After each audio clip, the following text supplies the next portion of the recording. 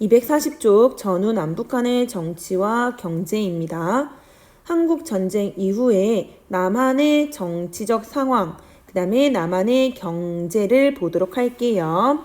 먼저 이승만 정권을 한국 전쟁 이전과 이후로 나눠 보겠습니다. 한국 전쟁 일어나기 전에, 그러니까는 50년 6월 25일 전에 친일파 청산을 위해서 반민족 행위 처벌법이 만들어지고 반민특위가 구성이 되었잖아, 그치? 그런데 이승만 정부는 친일파 청산에 대해서 소극적이었고, 그래서 친일파 청산이 제대로 이루어지지 않아요. 뭐 국회 프락치 사건도 있었고, 그 다음에 반민특위 사무실 이제 경찰로부터 습격당하기도 하는 것이고, 그 다음에 반민특위 이제 조사 기간도 이제 줄어들게 되면서 친일파 청산이 제대로 이루어지지 않았습니다. 그 다음에 49년도에 농지개혁법 제정하고 50년 3월부터 유상 매입, 유상 몰수에 따라서 농지개혁이 실시되지만은 한국전쟁이 발발하면서 농지개혁이 마무리가 되는 것은 한국전쟁 이후다. 자, 그리고 여러분 이제 50년 6월 25일 이후에 우리나라의 정치적 상황, 그 다음에 경제를 볼 건데, 개헌안을 볼 거예요. 1차 개헌, 발췌 개헌. 그 다음에 2차 4.4.5.2. 그 다음에 이승만 정부가 반공을 강화했던 내용. 그 다음에 전쟁 이후에 이제 미국으로부터 원조 경제 받은 거. 이렇게 한번 볼게요. 자, 이승만 정부 발췌 개헌으로 정권을 연장하다. 자, 2대 국회의원 선거에서 반이승만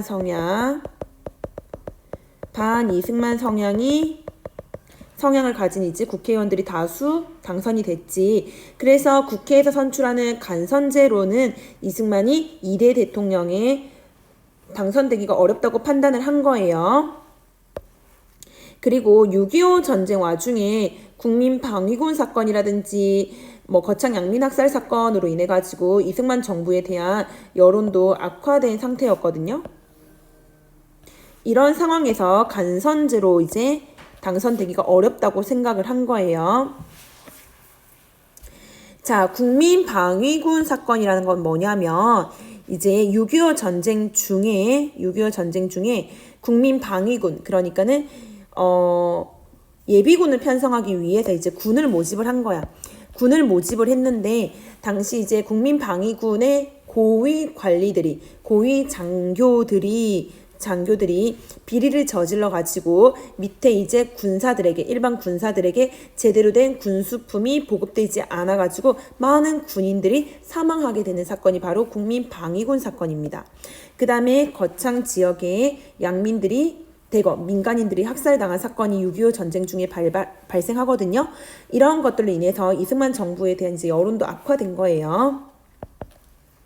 그래서 이승만은 국회에서 대통령을 뽑는 간선제로는 재선이 어렵다고 판단을 한 거예요.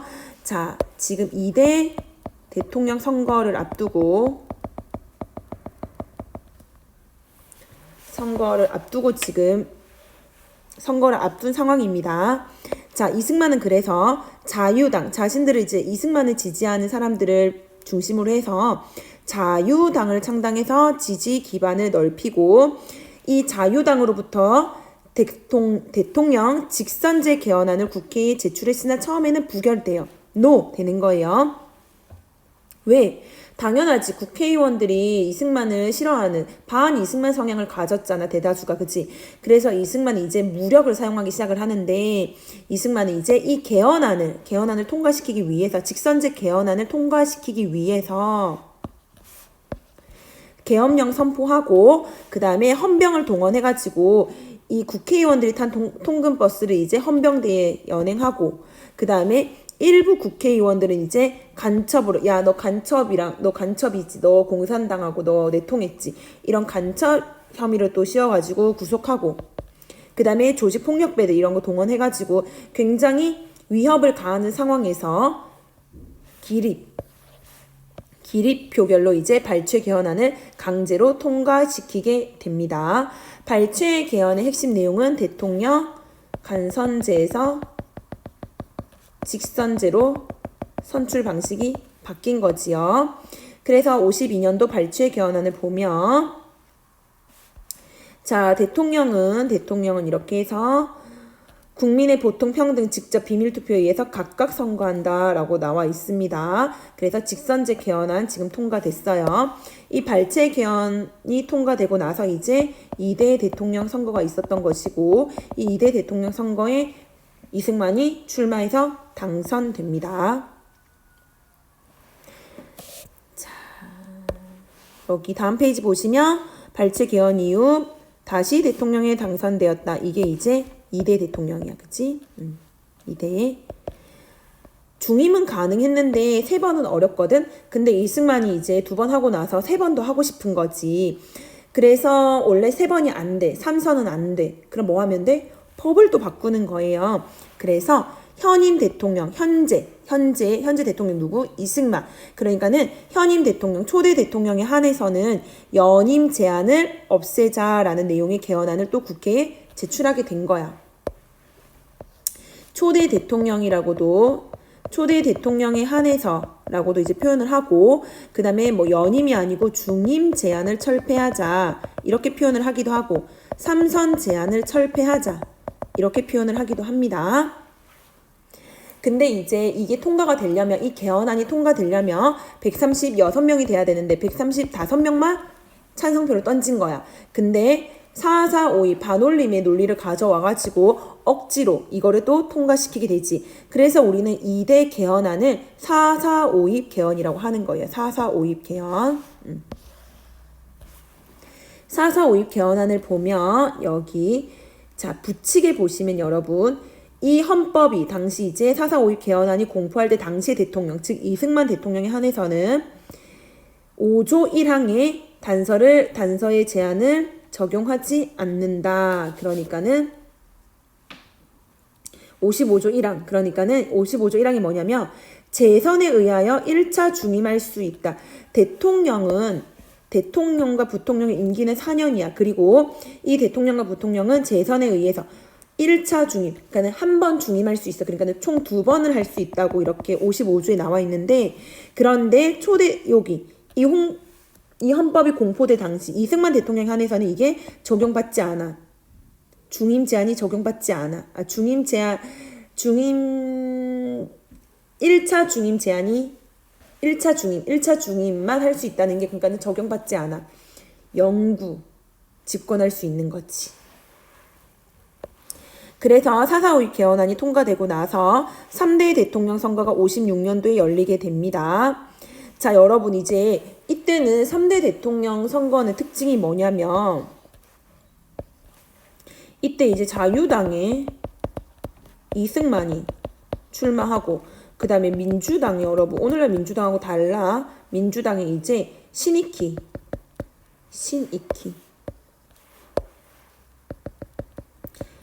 선생이 출마하고 그 다음에 무소속의 조봉암 선생이 출마해요. 근데 신익희 선생은 유세 도중에 사망을 하게 되거든요. 그래서 이제 결론적으로 3대 대통령에는 이승만이 하지만 이 선거에서 민주당 후보인 신익희가 갑자기 사망하면서 이승만이 대통령에 당선이 되긴 돼. 그런데 무소속의 조봉암이 30%나 유효표를 획득하게 되면서 이승만의 강력한 라이벌로 등장하게 됩니다. 그 다음에 3대 대통령 특징이 또 뭐냐면 3대 대통령 선거 때 4대 부통령 선거가 같이 있는데 이 부통령의 민주당의 장면이 당선이 되는 겁니다. 3대 대통령, 4대 부통령 선거에서 자유당이 그러니까 자유당이 그 이전보다는 입지가 좀 좁아진 거지. 그래서 이제 나중에 4대 대통령 선거, 5대 부통령 선거에서는 3.15 부정선거가 일어나게 되는 거지요. 자, 3대 대통령 선거에서 무소속 후보의 조봉암이 예상보다 많은 표를 얻어서 강력한 경쟁자로 떠올랐어. 그러니까 이승만이 여기 위기를 느꼈기 때문에 조봉암을 제거를 해야 되겠다고 생각을 한 거예요. 당시 여러분 이승만 같은 경우에는 북진 통일을 주장을 하거든요. 북쪽으로 나아가자. 무력에 의해서 북한과 이제 통일을 하자는 거야. 근데 당시 이제 조봉암 선생은 평화 통일을 주장을 해. 무력이 아니고. 그래서 이승만이 이제 이 강력한 라이벌인 조봉암 선생을 제거하기 위해서 조봉암에게 간첩 혐의를 씌우게 되는데, 야, 평화 통일을 얘기를 해? 야, 너 빨갱이지. 이런 논리인 거예요. 조봉암에게 국가보안법 위반, 그 다음에 간첩 혐의를 씌워서 사형에 처합니다.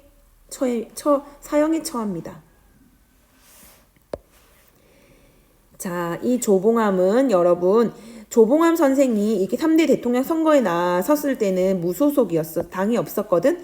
그런데 3대 대통령 선거 이후에 조봉암 선생이 진보당을 이제 창당을 하거든요. 이승만 정부가 진보당의 조봉암과 진보당 여러 인사들을 국보법 위반, 국가보안법 위반, 간첩 혐의로 이제 사형에 처하게 됐잖아. 우리는 그래서 이거를 진보당 사건이라 해요. 그 다음에 이승만은 자기에게 반대되는 세력을 더욱더 탄압하기 위해서 국가보안법을 개정하고 그 다음에 정부에 비판적이던 당시 경향신문을 또 폐간하는 거야. 언론은 폐간하는 거야. 자기의 정부에 자기 정권에 우호적이지 않다 해가지고 경향신문을 폐간하기도 하는 거지요. 경향신문. 자, 경향신문이 당시 이제 이승만 정부를 비판을 하니까 이에 맞서서 이제 폐간을 하는 거예요. 그 다음에 이승만 정부는 반공을 굉장히 내세웠지.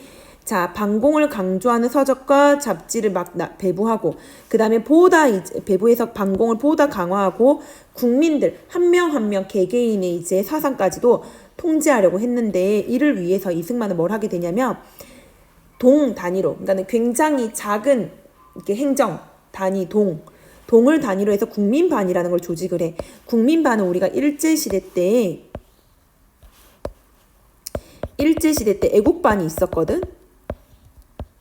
일제시대 때 3, 40년도에 그 일본이 이제 인적 자원과 물적 자원을 보다 효율적으로 이렇게 수탈하기 위해서 애국반이라는 거를 조직을 했었단 말이야.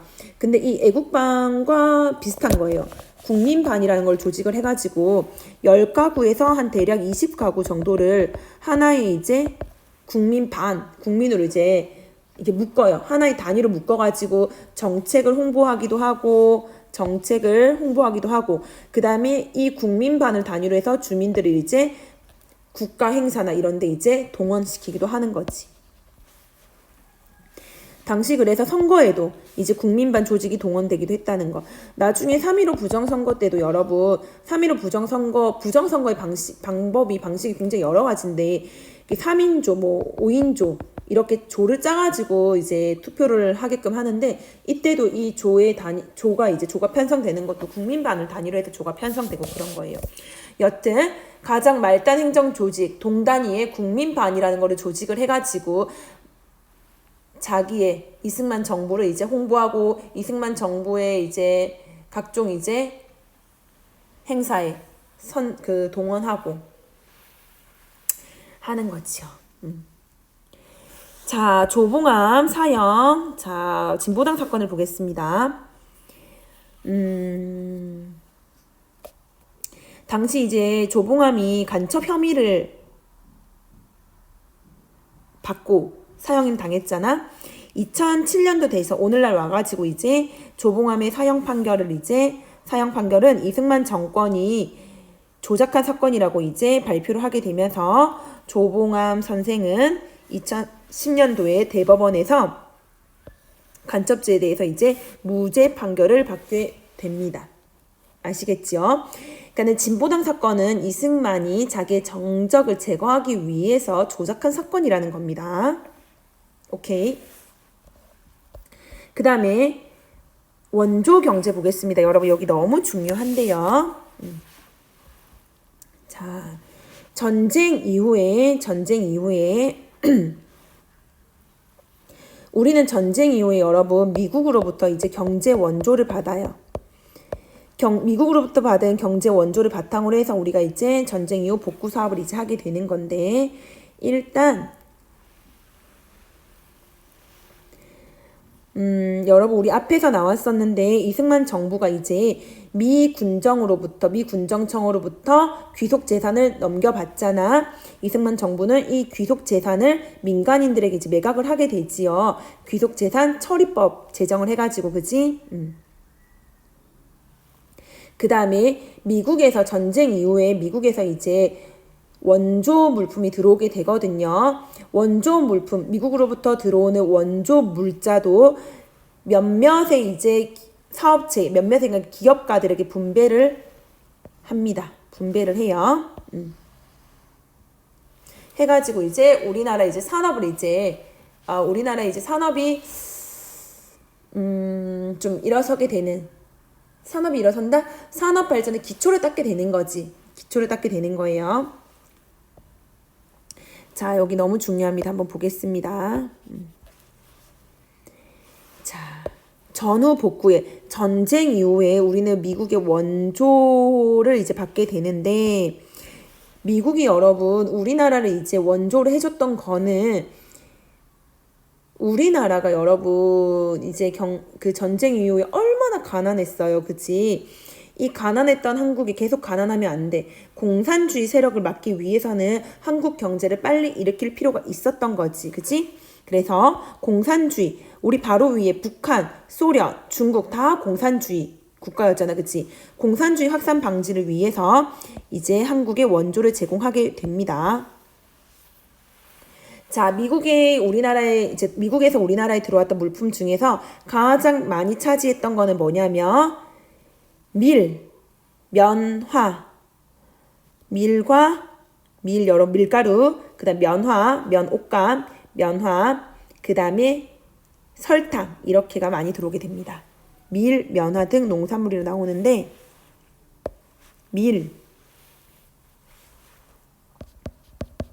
밀가루를 만드는 원료인 밀, 그 다음에 설탕을 만드는 밀, 설탕, 그 다음에 면화. 이게 대표적인 원조 물품이에요. 원조 물품. 자, 미국으로부터 이제 밀이 들어왔어. 그러면 우리는 이 밀을 이용해서 밀가루를 만드는 거지. 제분. 그 다음에 설탕, 제당, 설탕을 만드는 거예요. 면화를 가지고 이제 면 옷감을 만드는 거지. 자, 미국의 원조 물품을 들어와서 이거를 가지고 제분, 제당, 면 방직에 이제 산업이 발달하게 되는 거지. 여러분, 이 제분, 제당, 면 방직, 그러니까 밀, 설탕, 면화가 다 흰색이잖아. 그래서 우리는 이거를 세 가지 흰색깔, 삼백산업이라 해요. 삼백산업이 발달하게 된다. 삼백산업. 그 다음에 미국으로부터 여러분, 미국에서 이제 남는 거, 미국에서 이제 소비를 하고 나서, 팔고 나서 남는 농산물, 미국의 잉여 농산물이 우리나라에 또 많이 들어오게 돼요. 이렇게 미국에서 여러분 농산물이 대량으로 들어오니까 당연히 우리나라의 국내 농산물 가격은 또 떨어지겠지. 그 다음에 밀하고 면화가 우리나라에 또 많이 들어오게 되니까는 우리나라의 면화를 생산하는 그 농가도 타격을 많이 받겠지. 그치? 미국으로부터 우리가 이런 경제 원조를 받게 되는데 이런 이제 문제점도 있었다는 겁니다. 그 다음에 원래 여러분 이런 이제 처음에 원조 경제는 다 무상이야. 무상 원조야. 미국에게 우리가 대가를 지불하지 않고 받는 거예요. 그런데 50년대 말 되면 원조가 많이 줄어들게 돼요. 되고 이제 미국이 우리나라에게 유상차관, 돈을 빌려주는 거예요. 유상차관을 이제 하게 되면서 원조가 줄어들고 유상차관으로 전환되면서 한국 경제가 또 한 번의 위기를 맞게 됐다는 겁니다. 그 다음에 여러분, 자, 귀속 재산, 일본이 이제 두고 간 귀속 재산도 마찬가지고, 그다음에 그 미국으로부터 우리가 받게 되는 원조 물자도 특정 몇몇 기업체에게 이렇게 넘긴단 말이야. 특정 몇몇 기업에게. 그러면서 여러분, 이 특정 몇몇 기업이 일본의 귀속 재산, 그 다음에 미국으로부터의 원조 경제의 혜택을 입어가지고 이 몇몇 기업이 오늘날의 재벌이 되는 거지. 그래서 이런 이제 정경유착의 문제, 아무나 줬겠어? 이승만 정부하고 가까운 기업체에게 넘겨줬을 거 아니야. 정경유착의 문제도 나타났다는 겁니다. 여기 특정 기업에 대한 혜택 여기 쭉 읽어보십시오. 300산업의 원료를 특정 기업에게만 불화했다. 뭐 이렇게 나오지. 여러분 이런 식으로 우리나라가 1950년대 그러니까는 한국 전쟁 이후에는 우리나라가 정말 세계에서 정말 최빈국 정말 못 사는 나라였단 말이야. 그래서 우리는 여러 나라에 이제 원조를 막 받았었잖아. 근데 오늘날 우리는 어때요, 여러분? 이제 우리는 원조를 받던 나라에서 다른 나라를 도와주는 원조를 하는 나라가 되었지. 그치? 우리는 그래서 OECD에 가입을 했었고, 가입을 한 이후에 이제 개도국, 개발도상국 이런 나라에 계속 이렇게 원조를 제공해주는 그런 입장이 된 거예요. 그죠? 여기까지. 끝.